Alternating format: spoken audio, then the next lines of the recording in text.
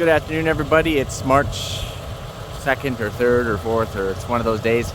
Anyways, I hauled the canola that I needed to haul. Got the conveyor up here. I got the skid steer plugged in. Oh, by the way, we do have power now. This is the first piece of equipment that I plugged in. You know what I probably should have brought? It was a Tassimo or something, you know, which could have been the first thing, but anyways, I'm pretty happy about that. So we no longer have to run the Jenny. Might even miss it a little bit if I think about it long enough. We're not done hauling fertilizer because the tractor derated over there. Remember that? Well, it's actually didn't derate. I'll rephrase that. It kind of broke down. It quit, remember? So he thinks it's a fuel metering system, something to do with the fuel metering system. So he took the loader off, and he's actually holding up the loader mount over there. If I can zoom in more. That's the loader mount. That's that cast loader mount. So it's warmed up to -8, so it's pretty nice out now versus -25. So he's working on that. Thank you, good sir, for coming out here and working on the 724. And I got to get to Regina to pick up. I think Dad bought a lathe or something like that. So I got to go get to Regina, and I'm running out of time. So we're going to tip this deck. It's air tilt, as you know. Can't remember if I told you. I probably already did. Repeat myself, but my truck did throw up a def code, and it will derate itself. So I'm going to bring that back to Swift and drop it off at the dealership. So that's what we're going to do here. You want to make sure you flip these puppies up. Those are the kind of the locks. And then you just lift up on this valve.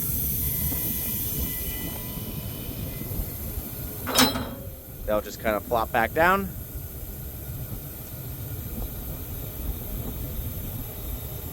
And it's going up.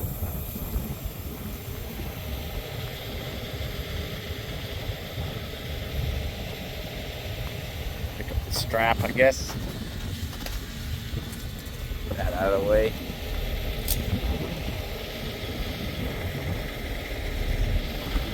Like I said before, this has 4 airbags. So it has the optional 2.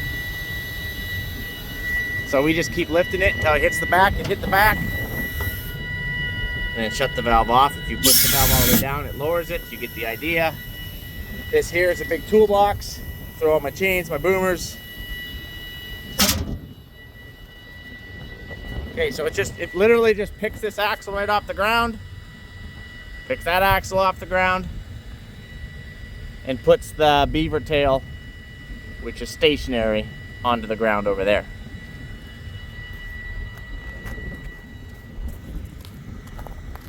So then I just drive up the deck, drive the truck right up. This is a 10-foot wide, just so you know. It is 10 foot wide. Look at that. Beauty.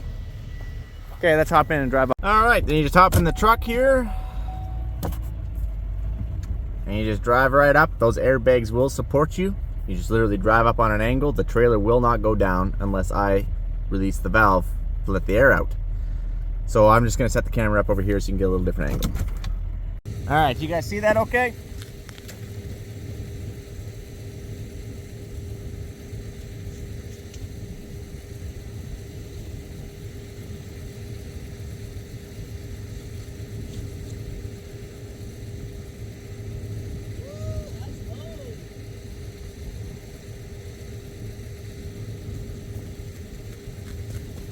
Here, I'll show you guys. I was just looking at the front end here, and I might put a block or something under here because we're low. We're really low. And it might just scratch my bumper before it gets up on the back of that trailer. Woo! So I just went and grabbed a 2x4, one on each side, maybe.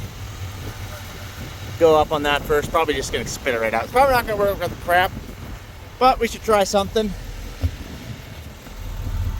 All right. Oh, that might be too far. Let's let's give this a whirly bird. All right, don't go anywhere.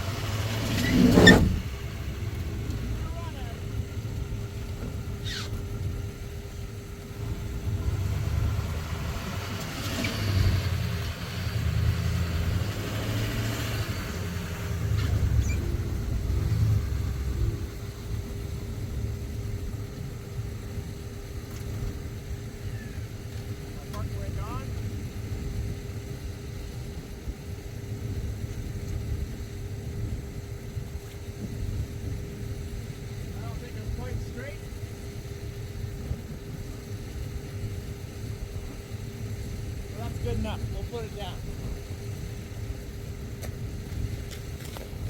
Ah. Just like that, you guys. I'm not quite center, but doesn't really matter. Let's go put this thing down. Beauty.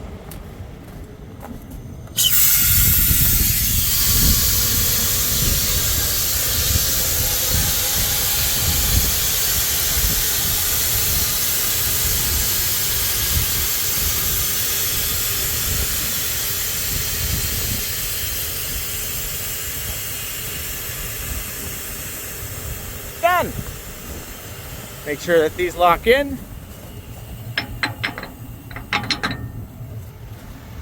It has not locked in yet, but we'll double check that. We're just going to move the truck around just a little bit here. All right. Have we locked in?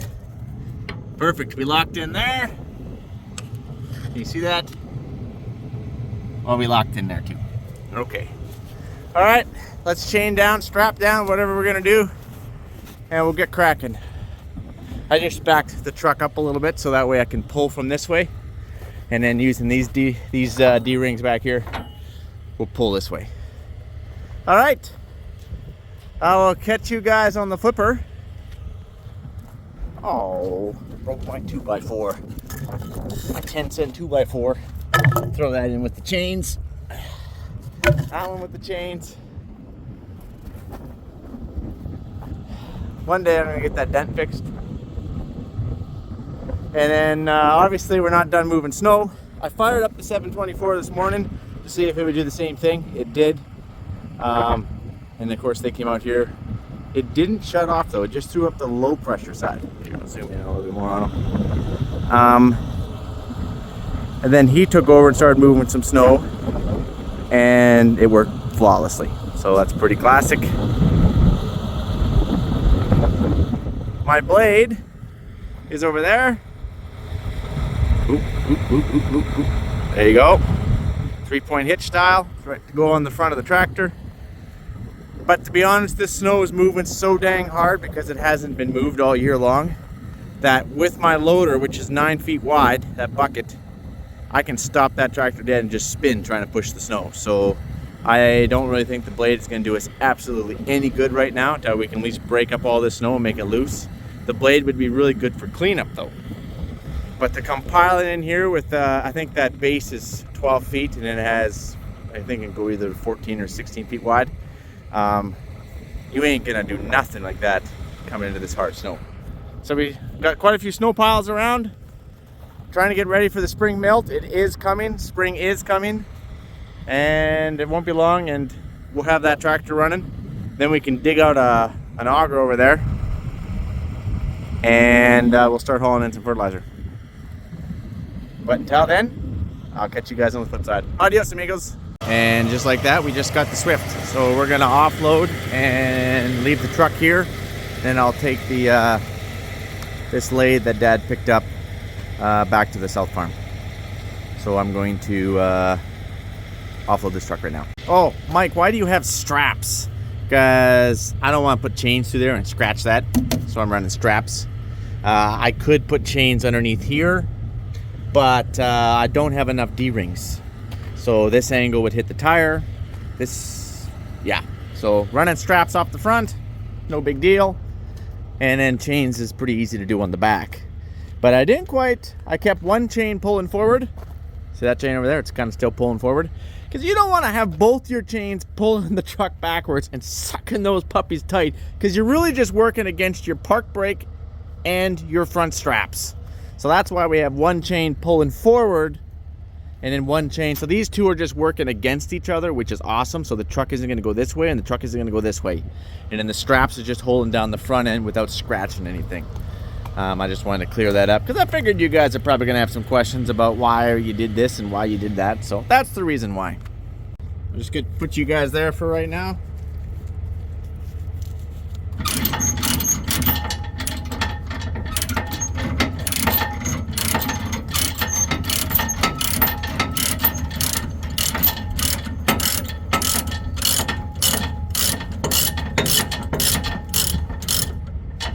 Typically I do this too much and it just unthreads and falls out. That's how I like to roll.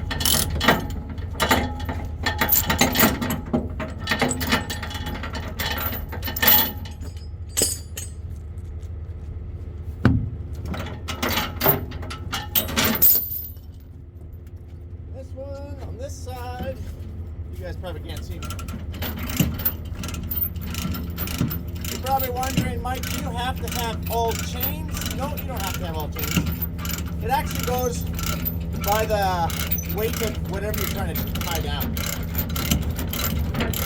I could just use 4 straps on this truck if I really wanted to. But I do like my chains to make sure. I don't like surprises. Holy cow.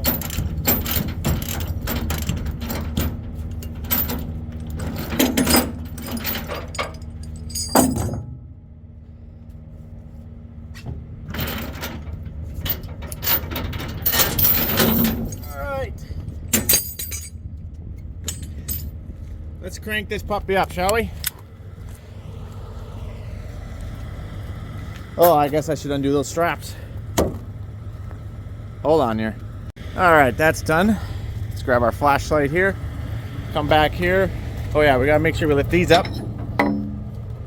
Our locks. There we go.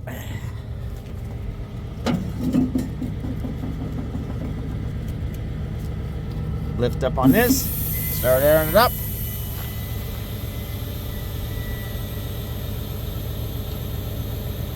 And there it goes. It's slow.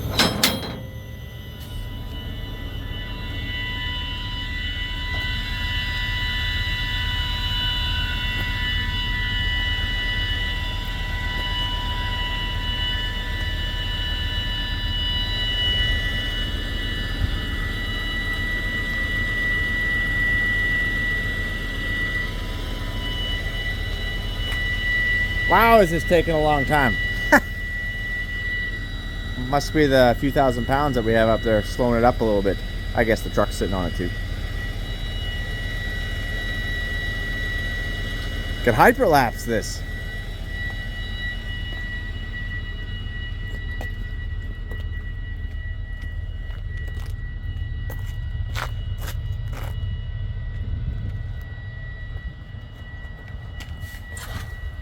Let's fire this truck up.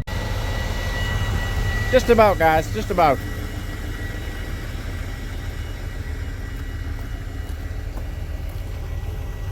Just about. You just go until she pretty much hits the ground, or until you get impatient, I guess. And then you just back her off. Hey, you imagine if I wanted to transport Ernie, the old Massey 1105, has 0 brakes. You know how entertaining that would be? You would have to have somebody with some sort of a quick release up at the front and just boom, let her go. I'd be 3 blocks down before I got stopped. Oh, we should do a video on that. I'm gonna put you guys right there. Don't go anywhere.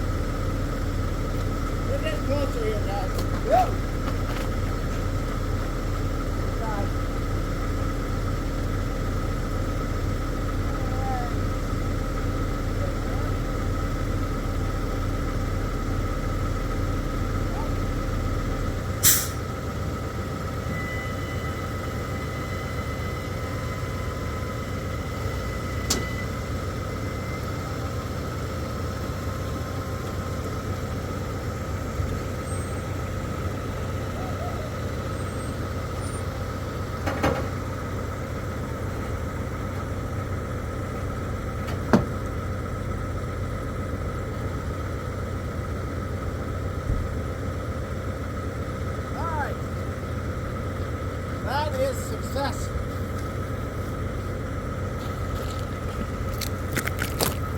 All right. Hold on, let me change the angle here. There we go. Let's drop this thing.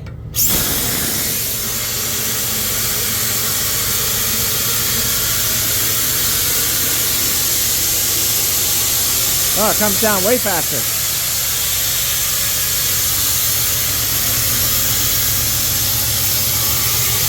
Don't put your fingers in there.